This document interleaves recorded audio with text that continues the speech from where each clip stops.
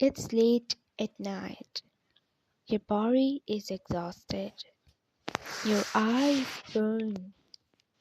Your muscles feel heavy. And yet, the moment your head touches the pillow, your mind turns on. Thoughts start racing. Your heart feels alert. You check the clock again, and a quiet fear creeps in. Why can't I sleep even when I am this tired? If this is for you, let me say this clearly before anything else. Nothing is wrong with you. You are not broken. Your body is not failing you. What you are experiencing has a name, a pattern, and most importantly, a solution. So, tonight we are going to understand why sleep disappears and why you need it most, and how sleep disorders actually work, and what the DSM-5 GR tells us about psychology behind sleeplessness.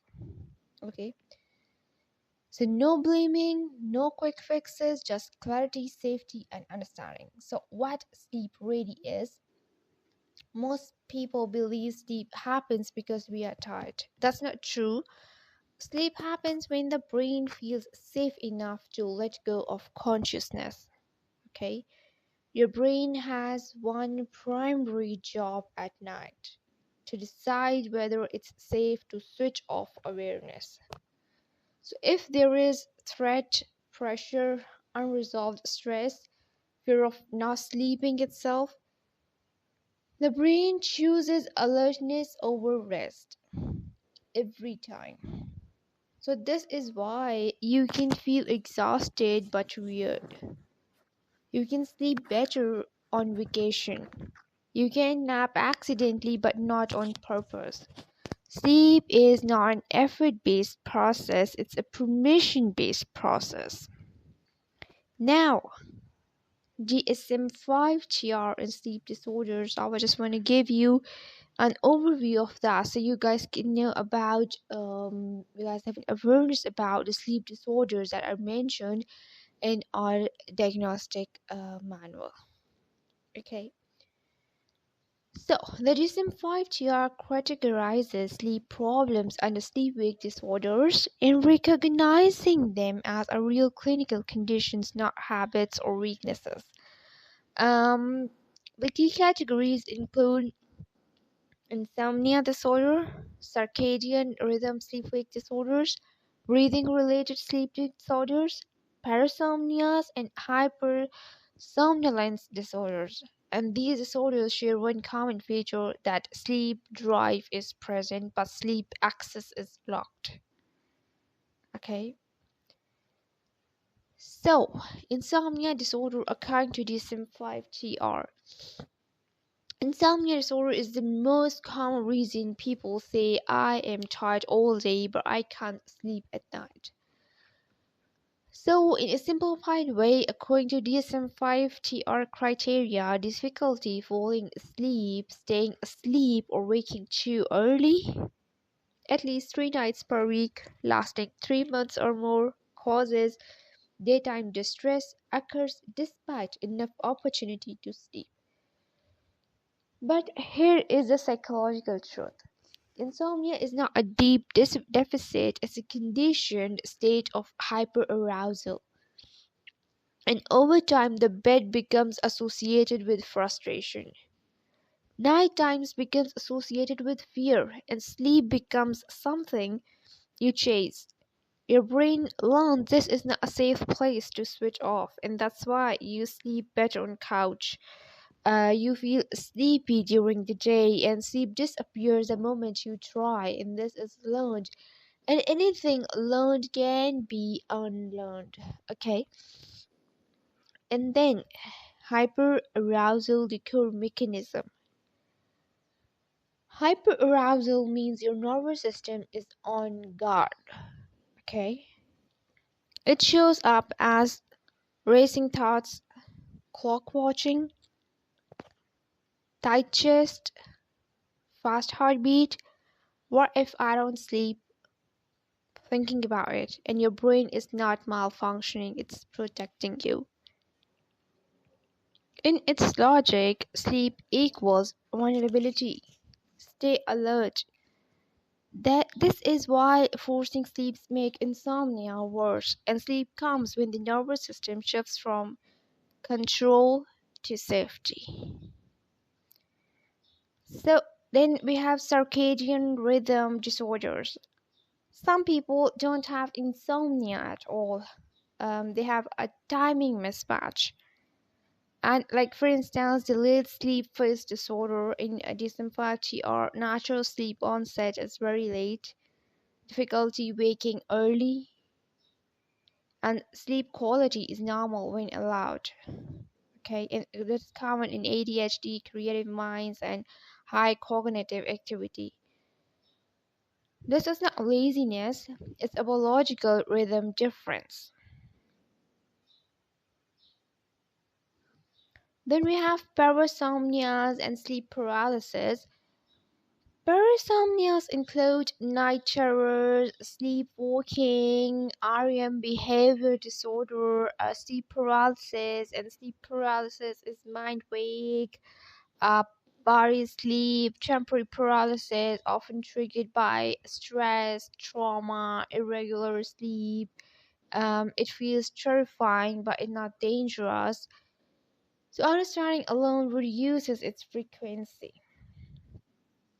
Then we have psychological conditions in sleep. Sleep disorders are linked deeply with anxiety. There is threat monitoring never turns off. Then trauma, that equals danger. Sleep equals loss of control. Then depression, early waking, altered REM sleep, like ADHD, delayed melatonin, and mental overstimulation. So you know, anxiety is one of the most common reasons people say I'm exhausted but I feel wired. Okay. So, you know, from a psychological perspective, anxiety doesn't just affect thoughts. It changes how the brain experiences nighttime. In anxiety, the brain becomes a threat detection system. And during the day, distraction helps. At night, silence removes distraction and the mind turns inward. The anxious brain asks, what if something goes wrong? What if I don't sleep? What if tomorrow is ruined? So,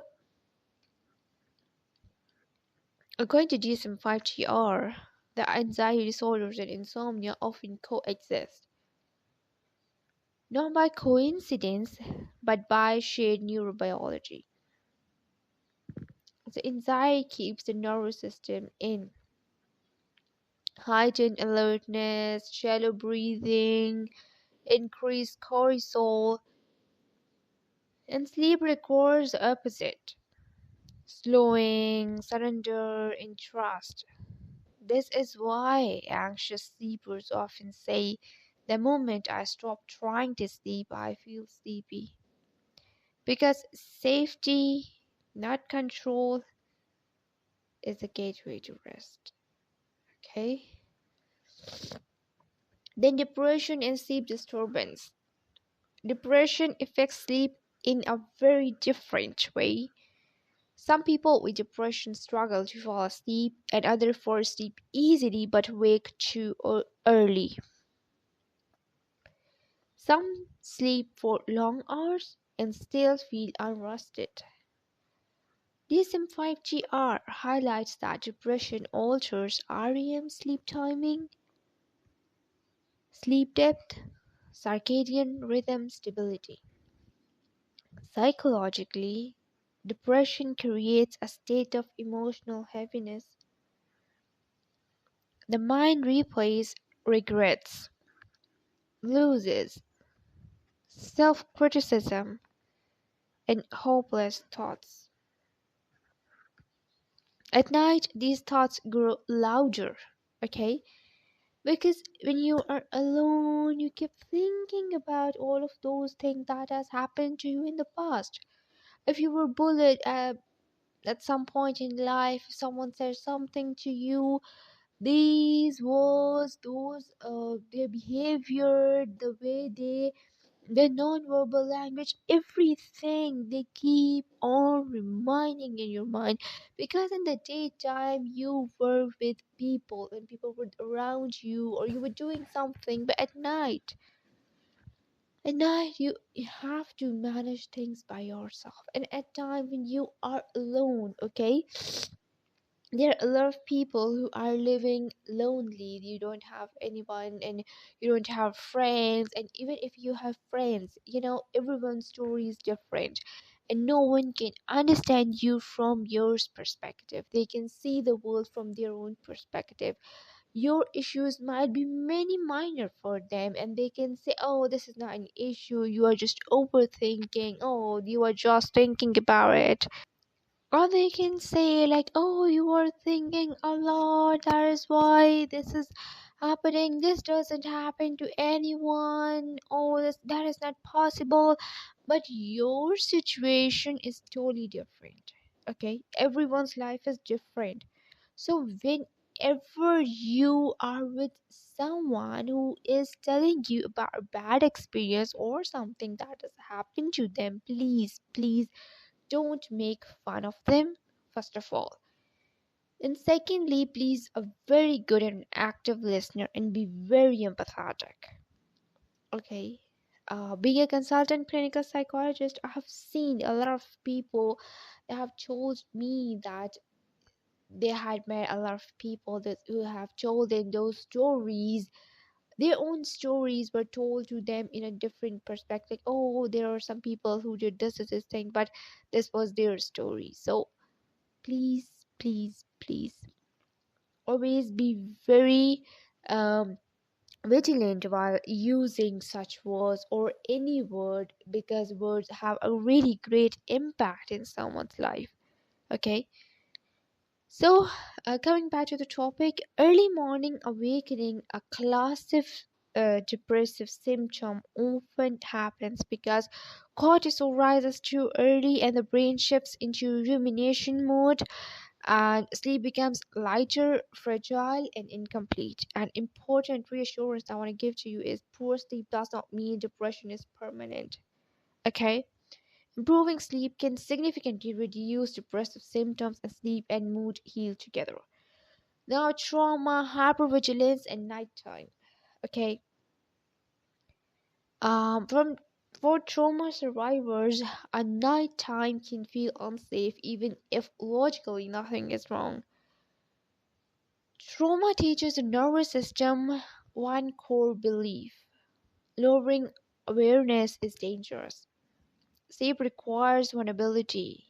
Trauma resists vulnerability. And DSM-5 GR notes that trauma-related disorders often include difficulty falling asleep, frequent awakenings, nightmares, night sweats, and this is not weakness. It's a nervous system that learned survival very well. And at night, the world is quiet and control decreases. Memories can surface and the brain stays alert. Not because danger is present, but because danger once existed.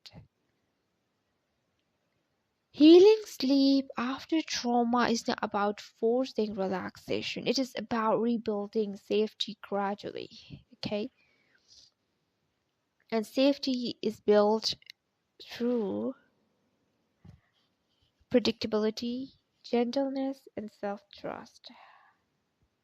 If you know someone who has gone through any traumatic incident, please just provide them support. Your support is very, very necessary for them. Okay, please.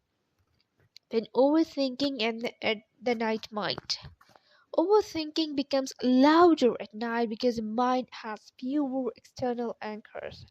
And during the day, conversation, tasks, and noise, and at night, silence, stillness, and inward focus. The brain begins to scan unfinished loops, conversations you replay, decisions you question, and futures you try to solve. Overthinking is not a sign of intelligence, it's a sign of a brain seeking certainty and closure. But sleep cannot happen while the mind is solving. DSM-5G or acknowledges cognitive arousal as a major contributor to insomnia.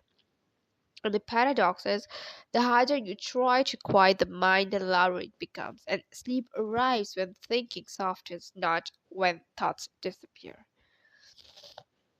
Now, why trying harder makes sleep worse? So, this is one of the most important things to understand. Sleep effort backfires.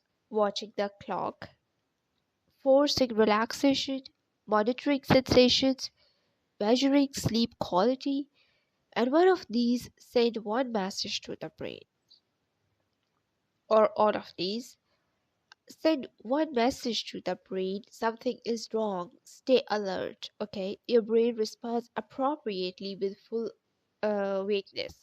Okay, when you are wakeful, the sleep is a non-performance state.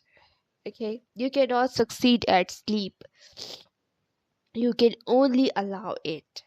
This is why many people experience sudden sleepiness after giving up, better sleep on don't care nights, and this is not accidental, it's a neurobiology. Okay, so if you take one thing from this video, let it be this: your sleep problems are not random, they are meaningful responses from a nervous system trying to protect you. Anxiety keeps you alert, depression pulls sleep apart, and trauma resists vulnerability, and overthinking seeks certainty, and yet your brain still knows how to sleep. Sleep is not lost, it's a waiting for safety. You don't need to force rest, you don't need to stop fighting wakefulness. Sleep returns when the body feels safe enough to let go. And that safety can be rebuilt gently, patiently, and naturally. Okay? So you are not alone. Don't feel bad about yourself. Okay? I have also added a hypnotic session of deep sleep. That's 1 hour. You can listen to this every night before sleep. That will really help you, because a lot of people have told me that it has helped them too. You can listen to that, and also for a 1 hour session, you can connect with me anytime for any issue. Being a consultant clinical psychologist is my responsibility to help you. You guys can connect with me for any sort of therapeutic session. I'm always available for you. Don't feel alone. If you guys haven't subscribed my channel, just go and subscribe it so you guys can get the latest updates. If you like the video, please like it, comment me below, and see you soon in the next video. Till then, take care. Goodbye.